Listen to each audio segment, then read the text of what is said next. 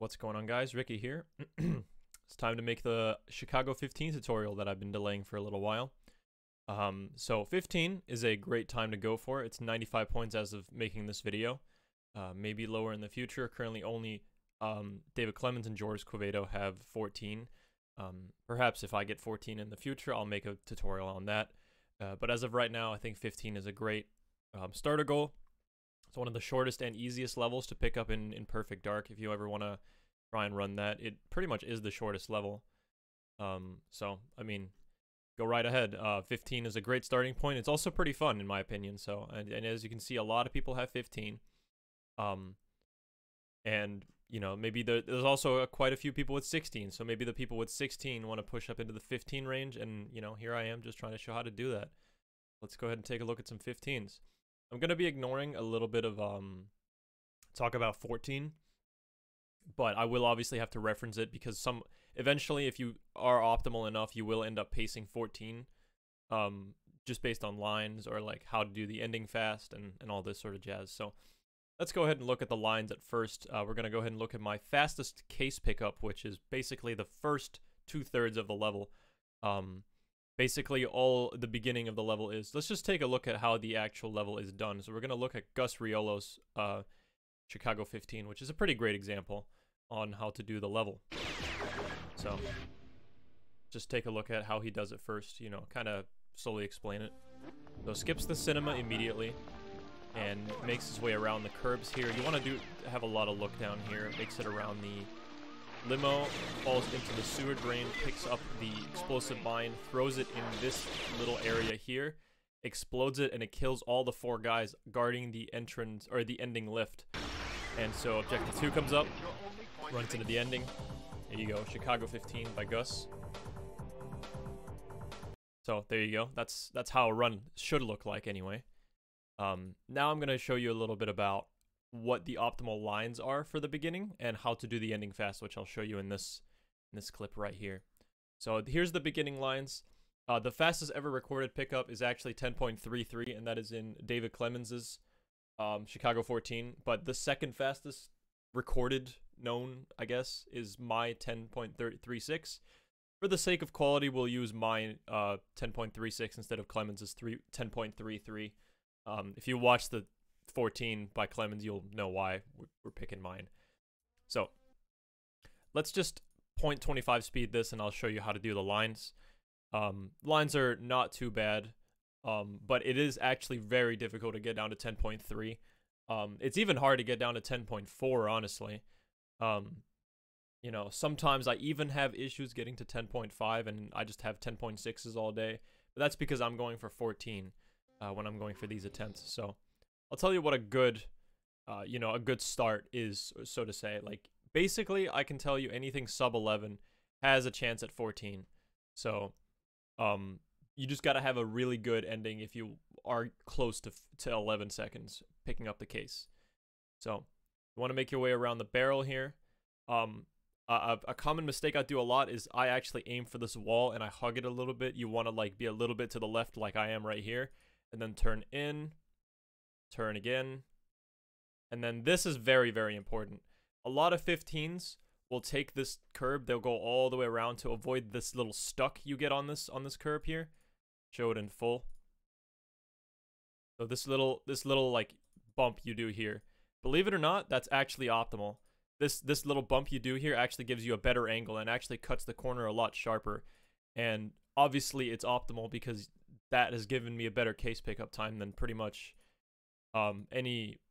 almost any other attempt ever seen. So you do this basically. This part is very, very difficult.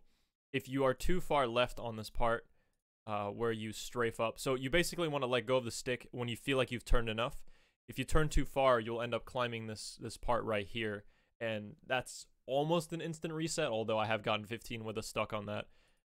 You basically just want to follow the shadow until the very end. Once the shadow ends, like right here, you want to do a tiny adjustment to the right, like that, to aim for this corner. And then you want to do a pretty sharp turn to the right, but not too sharp, because you want to basically go in front of this limo. If you go too far to the right, you can easily adjust it. If you go too far into the limo, you can always go more right. I meant more left with the other way. And after you pass the limo, you can see I do a little bit of a left adjustment, a tiny one. And you want to make your way over to this wall. You don't want to get stuck on this too much. Although it's not super bad if you do. Just don't get stuck on it for too long. And this part has always been a bit of a mystery to me. But essentially the way you want to do it is to get a good storm drain exit, I guess you can call it, is you want to turn right a little bit sooner than you think. So once you're here, just turn right and you'll fall down pretty much instantly. And as soon as you're in the air, like over this part right here, as soon as you're falling, you want to hold left strafe. So you want to switch to left strafe here. And you want to have like slight look down here again. You don't want to look too far up. You'll get too big of a lag spike. If you also don't want to look too far down, otherwise you won't pick up the case. So you pick up the case there. The really important thing to do here is when you're falling down, you want to press A pretty much right as you hit the floor. So like right here is when your first A press is. And then you want to press A yet again right before picking up the case. So right there. And that'll actually give you a fast mine pull. So that's how to do the beginning part of the level. It's actually, you know, we'll watch it again in full here. Twice maybe.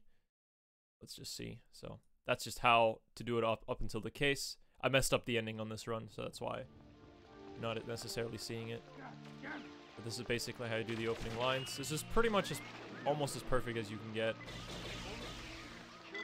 Really, really nice.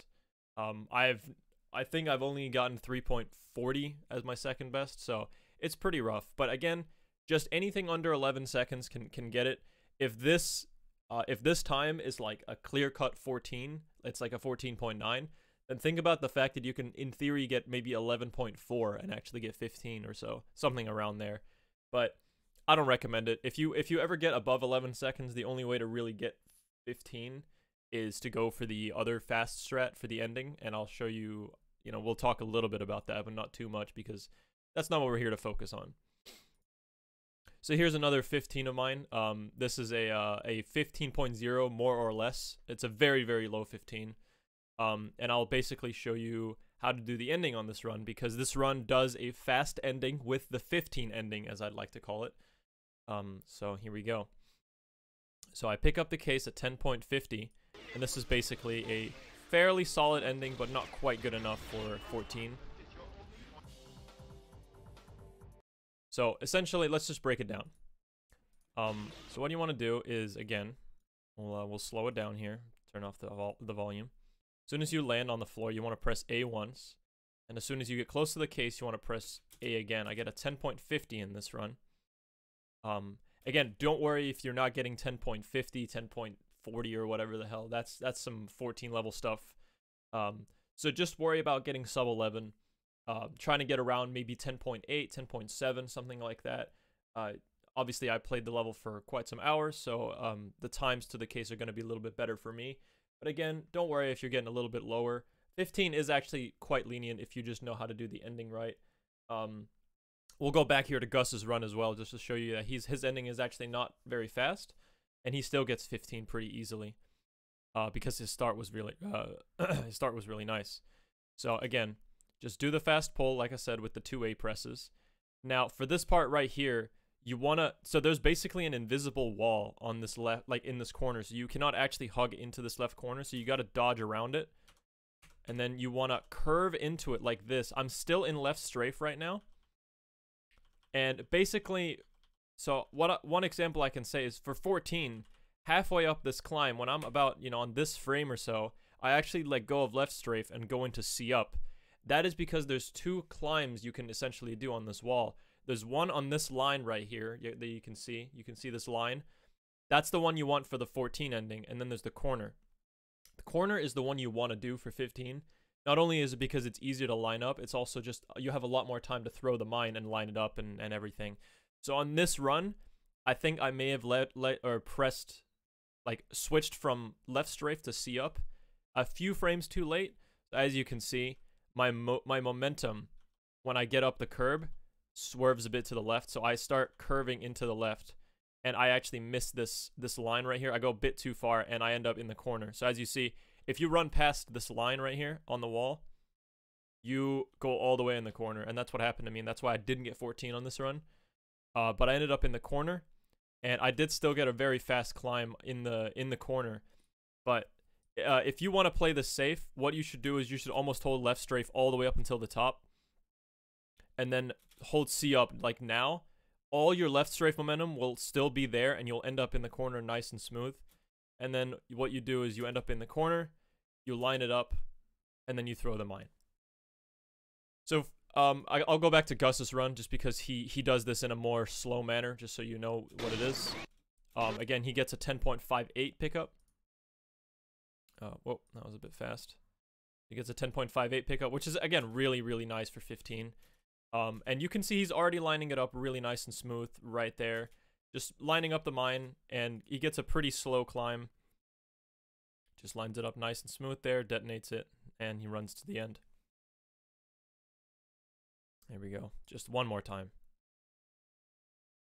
Yeah, you can see pretty much when he gets up, he's already, like, he's probably more or less holding, he's actually already touching the wall right there, and then he's C-upping here.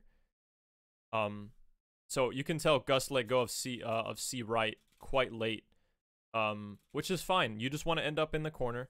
That's okay. It's just the earlier you let go of left strafe, the faster you climb, more or less.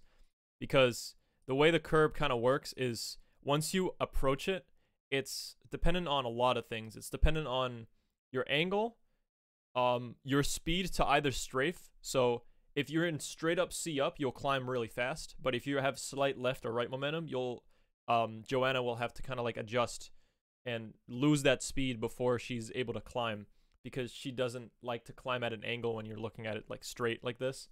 In Special and Perfect Agent, you do actually climb at an angle, but that's because you're climbing at it, you know, perfectly from a 45 degree, which is also what you do on Agent on the first climb anyway.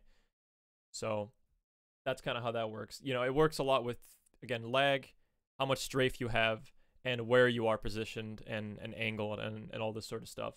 So all you need to know is you just need to end up in the corner, and there you go.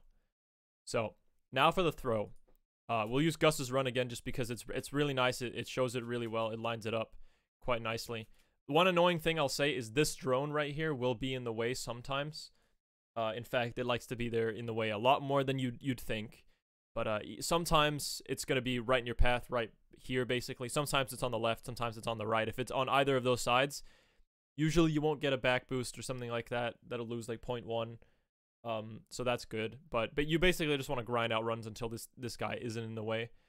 The reason why you can't wait the cinema is because there is a guy at the very beginning. You actually see him. Yeah, hold on. You can see him right there. He's right here. This guy will walk down the steps, and he'll be in the way in this tunnel area. So that's why you can't wait the cinema. You have to skip it immediately and just hope the drone is in there, basically. So once again, so what Gus does is essentially he lines it up, you know, basically switches to C up right here, and you want to aim really far left on this wall. This wall right here, you want to aim right to the left of it. You see there's not much space between Gus's crosshair and the wall here. That's how you want to do it.